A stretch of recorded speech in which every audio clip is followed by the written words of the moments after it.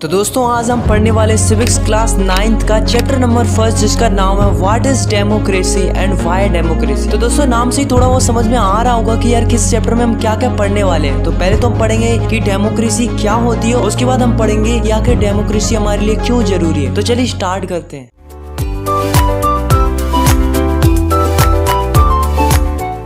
जैसा कि आप सभी जानते हैं कि इस दुनिया में कई सारे देश हैं और उन देशों को चलाने के लिए जरूरत होती है एक सरकार की, यानी कि एक गवर्नमेंट की। अब दोस्तों बात करते हैं गवर्नमेंट्स कितने टाइप्स की होती हैं। तो पहली होती है डेमोक्रेटिक गवर्नमेंट और दूसरी होती है नॉन डेमोक्रेटिक गवर्नमेंट। तो दोस्तों पहले हम बात करते हैं डेमोक्रेटिक गवर्नमेंट क्या होती है। तो दोस्तों ऐसी गवर्नमेंट जो कि जनता के द्वारा बनाई जाती है उन्हें हम क्या कहते हैं, डेमोक्रेटिक गवर्नमेंट। और दोस्तों जिस देश में डेमोक्रेटिक गवर्नमेंट होती है तो उस देश को हम क्या कहते हैं कि इस देश में क्या है, डेमोक्रेसी है। और अगर दोस्तों डेमोक्रेसी को सिंपल डेफिनेशन समझे तो democracy is the form of government which is the ruler are elected by the people. Simply democracy क्या है कि सिटीजन अपने रूलर्स का चुनाव स्वयं कर सकते हैं। अब बात करते हैं नॉन डेमोक्रेटिक गवर्नमेंट की। तो दोस्तों ऐसी गवर्नमेंट जो कि सिटीजन्स के अकॉर्डिंग नहीं बनाई जाती, मतलब जहां पर नॉन डेमोक्रेसी रहेगी वहां पर सिटीजन्स के पास कोई राइट्स नहीं होगा, कोई अधिकार नहीं होगा अपने रूलर्स और लीडर्स चुनने का। दोस्तों जैसे कि भारत के पास में ही एक देश है जिसका नाम है म्यांमार। अब दोस्तों इस देश में होता क्या था कि यहाँ पर आर्मी रूल करती थी और जो आर्मी को लीड करता था, मतलब जो आर्मी का भी लीडर था, उसे ही वहां का रूलर भी बना दिया। किस कंट्री का? म्यांमार का। अब दोस्तों ऐसा तो हुआ नहीं होगा कि सिटीजन्स ने इनको वोट दिया हो। तो इसका मतलब क्या हुआ कि यहाँ पर डेमोक्रेसी हुई कि नहीं हुई? नहीं हुई। सिमिलरली एक और कंट्री है जिसका नाम है चिली। अब चिली में क्या होता है कि इसमें भी एक डिक्टेटर था जिसका नाम था बिनोजी। तो दोस्तों इसको भी लोगों ने इलेक्ट नहीं किया था। तो दोस्तों ये किसका एग्जाम्पल हुआ? ये भी नॉन डेमोक्रेटिक गवर्नमेंट का एग्जाम्पल हुआ। दोस्तों आपने कई बार ऐसी स्टोरीज तो जरूर सुनी होगी जिसमें एक राजा होता था, जब राजा बूढ़ा हो जाता था या फिर राजा की डेथ हो जाती थी तब जो राजा का प्रिंस होता था उसे ही वहां का राजा बना दिया जाता था। और दोस्तों इस सिस्टम को क्या बोलते हैं? Monarchy system. और दोस्तों यही सिस्टम सऊदी अरेबिया के अंदर भी अपनाया जाता है। अब सऊदी अरेबिया में होता क्या है कि सऊदी अरेबिया में किंग रूल करते हैं। अब जब किंग रूल करते हैं तो इसका मतलब ये तो नहीं है कि उनको सिटीजन्स ने वोट देकर किंग बनाया हो। तो दोस्तों ऐसा नहीं है, बल्कि वो तो इसलिए रूल करते हैं क्योंकि उन्होंने एक रॉयल फैमिली में जन्म लिया है। तो क्या ये मोनार्ची सिस्टम डेमोक्रेटिक है? नहीं है, क्योंकि यहाँ पर किसी के पास कोई ऑप्शन ही नहीं है अपना रूलर चुनने का। सो गाइस डेमोक्रेसी क्या होती है? जिसमें लोग अपने लीडर्स का स्वयं चुनाव कर सकते हैं। और नॉन डेमोक्रेसी क्या होती है? जिसमें किसी के पास कोई राइट नहीं होता अपना रूलर चुनने का।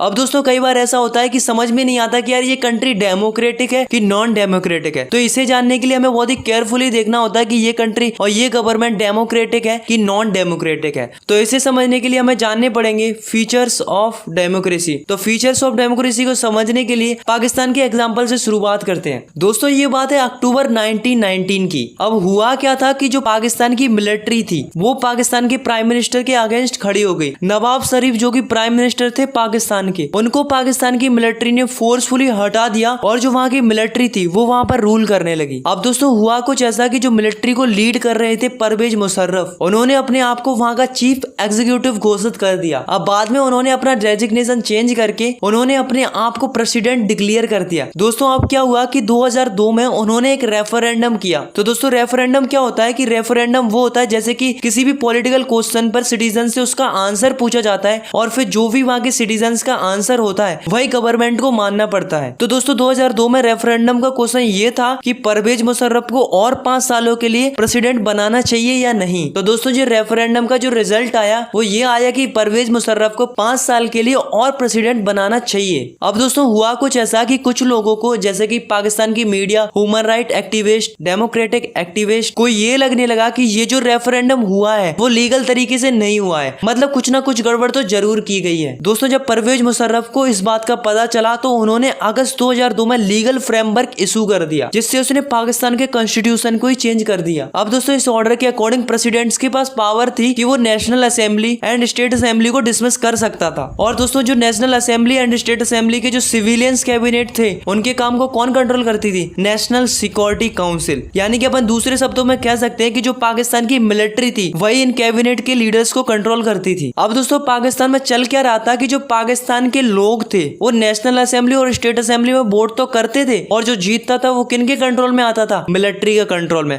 और मैंने अभी बताया पाकिस्तान की पूरी मिलिट्री किसके कंट्रोल में आती थी? परवेज मुशर्रफ के कंट्रोल में। अब दोस्तों ऐसा नहीं है कि नेशनल असेंबली और स्टेट असेंबली के पास बिल्कुल भी पावर नहीं थी, बल्कि थोड़ी बहुत पावर तो थी, मगर रियल पावर किसके पास थी? परवेज मुशर्रफ के पास थी। तो दोस्तों डेमोक्रेसी का फर्स्ट फीचर हमसे क्या कहता है कि डेमोक्रेसी के अंदर असली पावर उसके पास होनी चाहिए जिसे जनता के द्वारा चुना गया हो। और इधर पाकिस्तान में क्या हो रहा था कि लोग स्टेट असेंबली और नेशनल असेंबली में वोट तो डाल रहे थे, पर असली पावर किसके पास थी? परवेज मुशर्रफ के पास थी। So the first feature of democracy is in a democracy the final decision making power must the rest with Dooj elected by the people. अब दोस्तों बात करते हैं चाइना की। तो दोस्तों चाइना में हर 5 साल में पार्लियामेंट के लिए इलेक्शन होते हैं और दोस्तों उनकी पार्लियामेंट को क्या बोला जाता है? National people Congress. अब दोस्तों खास बात ये थी कि जो चाइना का जो प्रेसिडेंट बनता था उसे पार्लियामेंट के द्वारा ही सिलेक्ट किया जाता था। अब दोस्तों यहाँ तक तो ठीक था कि लोगों के द्वारा वोट डाले जाते थे और करीब 3000 कैंडिडेट्स में से किसी एक को पार्लियामेंट के अकॉर्डिंग प्रेसिडेंट बना दिया जाता था। बट गाइस प्रॉब्लम तो ये थी कि जो पार्लियामेंट के अंदर मेन एक ही पार्टी थी, वो थी चाइनीज कम्युनिस्ट पार्टी। और भी पार्टीज थी मगर वो स्मॉल पार्टीज थी। और गाइस जिस किसी को भी पार्लियामेंट्स के इलेक्शन में पार्ट लेना होता था तो उसे चाइनीज कम्युनिस्ट पार्टी का अप्रूवल लेना होता था। तो दोस्तों खास बात तो ये है कि जो भी सरकार बनती थी चाइना की, वो हमेशा एक ही पार्टी की बनती थी, वो थी चाइनीज कम्युनिस्ट पार्टी।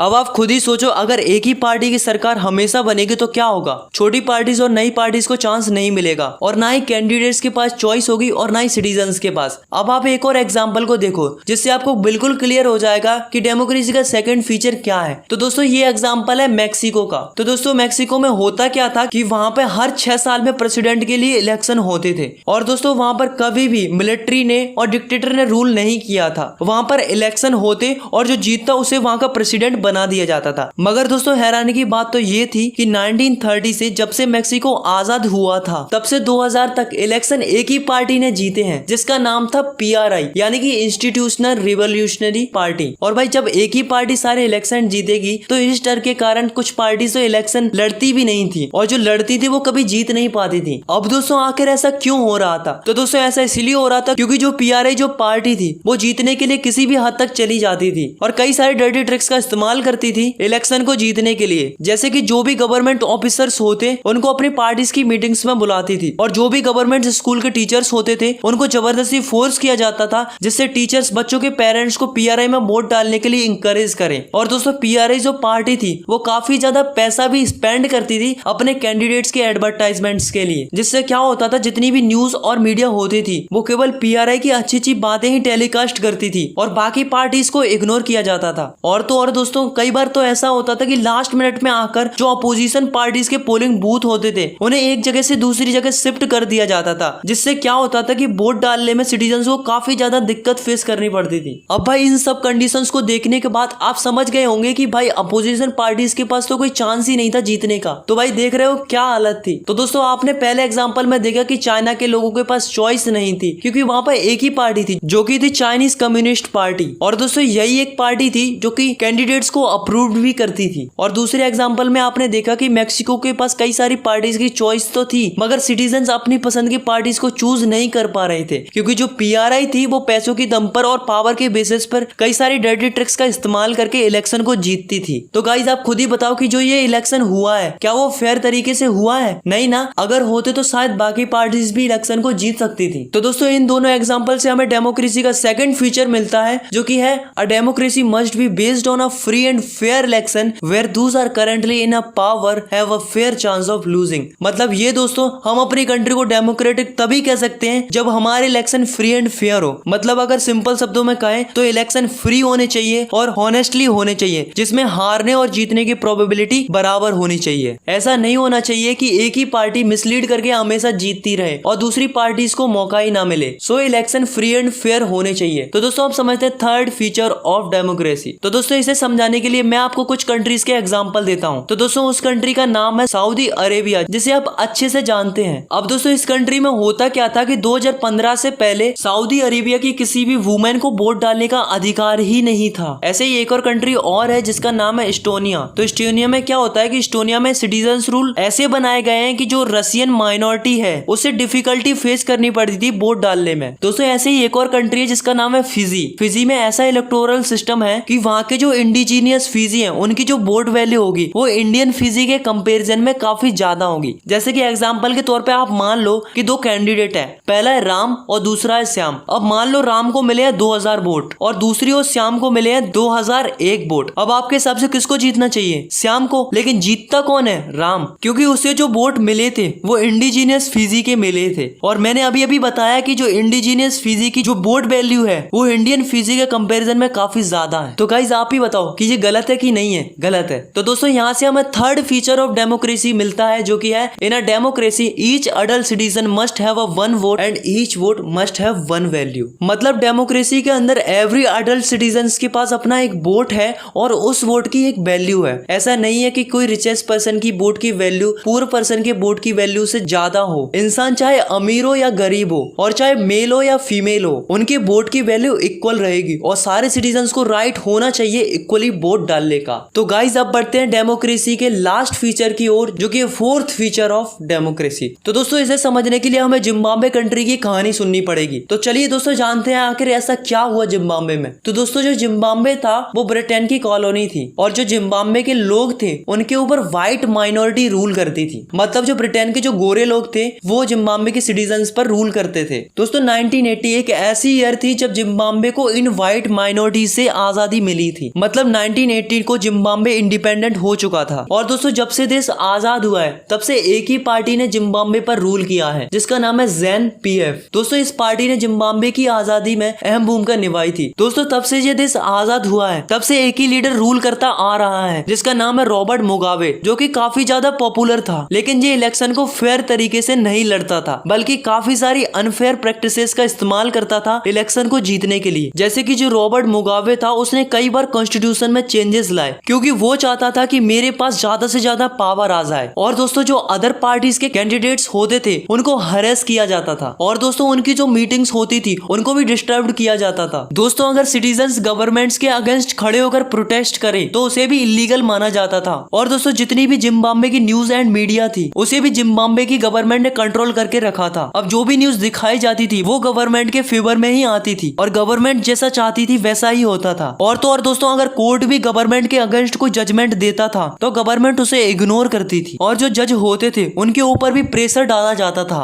मतलब जिम्बाब्वे में कोर्ट की कोई वैल्यू ही नहीं थी। पर भाई ऐसा कब तक चलता? फाइनली 2017 में रॉबर्ट मुगाबे को रिजाइन करवा दिया गया। तो दोस्तों इससे हमें क्या पता चलता है कि किसी भी लीडर का पॉपुलर होना डेमोक्रेसी नहीं है, बल्कि इलेक्शन के साथ साथ हमें ये भी देखना होगा कि इलेक्शन से पहले और बाद में कंट्री में क्या हो रहा है। दोस्तों इलेक्शन से पहले ये जरूरी है कि नॉर्मल पॉलिटिकल एक्टिविटी हो रही हो और अपोजिशन पार्टीज को भी बोलने का राइट हो और साथ में सिटीजन्स के बेसिक राइट्स को भी ध्यान में रखना चाहिए, जैसे कि प्रोटेस्ट करने का राइट, अपने ओपिनियन रखने का राइट्स, एसोसिएशन बनाने का राइट्स और कानून के आगे सब बराबर होने चाहिए। और दोस्तों कानून का पालन अच्छे से हो रहा है कि नहीं इसकी जिम्मेदारी किसकी होनी चाहिए? एक independent and well trained judiciary की, जिसकी बात सबको माननी चाहिए। सिमिलरली इलेक्शन के बाद जरूरी है कि भले ही किसी पॉलिटिकल पार्टी ने इलेक्शन को जीत लिया हो तो इसका मतलब ये नहीं है कि वो पार्टी अपनी मनमर्जी करेगी, बल्कि कुछ बेसिक चीजें होती हैं जिसके बारे में उनको सोचना पड़ता है। जैसे कि जो माइनॉरिटीज होती हैं उनके राइट्स होने चाहिए। ऐसा नहीं होना चाहिए कि कोई भी पॉलिटिकल लीडर अपनी मनमर्जी से कोई भी डिसीजन ले ले, बल्कि जो भी डिसीजन लिया जाएगा वो कई लीडर्स के साथ डिस्कस करके और कंडीशंस के हिसाब से लिया जाएगा। मतलब डिसीजन लेने से पहले प्रॉपर वे में कंसल्ट करके ही कोई पॉलिटिकल लीडर डिसीजन दे सकता है। तो दोस्तों इससे हमें डेमोक्रेसी का फोर्थ फीचर मिलता है जो कि है a democratic government rules within limit sets by constitutional law and citizens rights. यानी कि गवर्नमेंट को अपने मन से नहीं बल्कि जो कॉन्स्टिट्यूशन लॉ होते हैं और जो सिटीजन्स के राइट्स होते हैं इनको ध्यान में रख के डिसीजन लेने चाहिए। तो दोस्तों अभी तक अपन ने इस चैप्टर से क्या पढ़ा कि डेमोक्रेसी क्या है और साथ में हमने डेमोक्रेसी के 4 फीचर्स को भी देखा।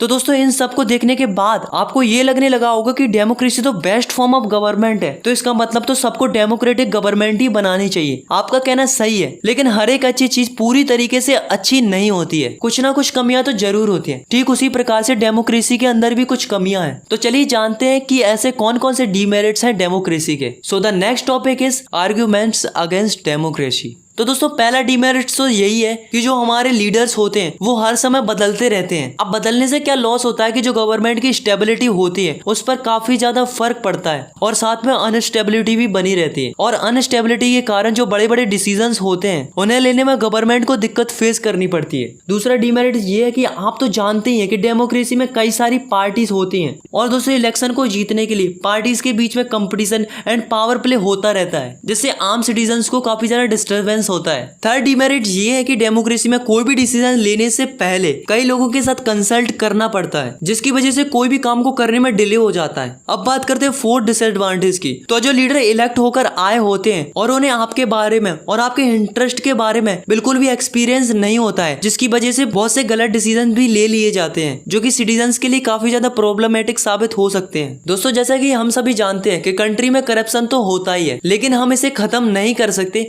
बल्कि कम जरूर कर सकते हैं। तो डेमोक्रेसी का फिफ्थ डिसएडवांटेज क्या है कि डेमोक्रेसी में कई सारी पार्टीज के बीच में कंपटीशन बना रहता है, जिसके कारण कई सारे लोग हैं और कैंडिडेट्स हैं और पार्टीज हैं वो जीतने के लिए करप्शन का इस्तेमाल करती हैं। और जो लास्ट डिसएडवांटेज बचता है वो है कि जो ऑर्डिनरी पीपल होते हैं उन्हें ज्यादा नॉलेज नहीं होती है डेमोक्रेसी की। उन्हें पता नहीं होता कि कौन सा लीडर हमारे लिए अच्छा होगा और कौन सा बुरा होगा। इस चक्कर में कुछ लोग गलत लीडर्स को चूज कर लेते हैं, जिस वजह से बाकी लोगों को भी लॉस होता है। दोस्तों कई सालों पहले ऐसा नहीं होता था। पहले क्या होता था, वोट डालने का अधिकार उन्हीं लोगों को होता था जो कि वेल एजुकेटेड होते थे और उनमें समझ होती थी कि कौन सा लीडर हमारे लिए सही है और अच्छा है। और दोस्तों प्रेजेंट टाइम में हमारी डेमोक्रेसी राइट टू इक्वालिटी को फॉलो करती है और करना भी चाहिए, क्योंकि वोट डालने का अधिकार सबको मिलना चाहिए। फिर भी ये हमारे लिए एक डिसएडवांटेज तो है ही। आई होप आपको ये डेमोक्रेसी के 6 डिसएडवांटेज या फिर अपन कह सकते हैं आर्ग्यूमेंट्स या फिर ये भी कह सकते हैं डीमेरिट समझ में आ गए होंगे। तो दोस्तों ऐसा नहीं है कि डेमोक्रेसी के पास कोई मैजिकल पावर है कि वो सारी कंट्री की प्रॉब्लम को सॉल्व कर सके। तो क्या फिर कोई और ऐसी गवर्नमेंट है जो कि डेमोक्रेसी से बेटर है, जो हम चूज कर सकते हैं अपनी कंट्री के लिए? तो चलिए देखते हैं क्या कोई ऐसी गवर्नमेंट है जो कि डेमोक्रेटिक गवर्नमेंट से भी अच्छी हो सकती है, और साथ में हम ये भी जानेंगे कि डेमोक्रेसी के होने से क्या क्या एडवांटेज मिलते हैं। तो दोस्तों एक बार हुआ क्या कि चाइना में 1958 से लेकर 1961 तक एक ऐसा भयानक अकाल पड़ा जो कि एक वर्ल्ड रिकॉर्ड था। चाइना के लगभग 3 करोड़ लोग इस अकाल के दौरान मारे गए थे। और दूसरी ओर इंडिया की भी इकोनॉमिकल कंडीशन इतनी अच्छी नहीं थी कि वो भी इस अकाल का सामना कर सके, लेकिन इंडिया में ऐसी फेमाइन देखने को नहीं मिली। दोस्तों इकोनॉमिस्ट का कहना है कि जो ये फेमाइन टाइप्स की सिचुएशन अगर किसी कंट्रीज में आती है तो इसकी जिम्मेदार काफी ज्यादा गवर्नमेंट ही होती है। जैसे कि आप खुद ही देखो इंडिया में ऐसी कंडीशन देखने को क्यों नहीं मिली, क्योंकि इंडिया के पास डेमोक्रेसी थी और एक डेमोक्रेटिक कंट्री के ऊपर काफी ज्यादा प्रेशर होता है अपोजिशन पार्टीज का और मीडिया का, जिसकी वजह से इंडिया की गवर्नमेंट ने फूड सिक्योरिटी को टाइम पर रिस्पॉन्ड किया, जिस वजह से इंडिया को इस टाइप की सिचुएशन देखने को नहीं मिली। और दूसरी ओर चाइना में क्या हुआ कि चाइना में सिंगल पार्टी सिस्टम था। अगर वहां पर मल्टी पार्टी सिस्टम होता तो शायद ये अपोजिशन पार्टीज और मीडिया गवर्नमेंट को क्रिटिसाइड कर सकती थी और शायद उनके प्रेशर के कारण चाइनीज गवर्नमेंट फूड सिक्योरिटी को इतनी लाइटली नहीं लेती और फूड सिक्योरिटी को टाइम पर रिस्पॉन्ड करती, जिससे क्या हो सकता था कि करोड़ों लोगों की जान बच सकती थी।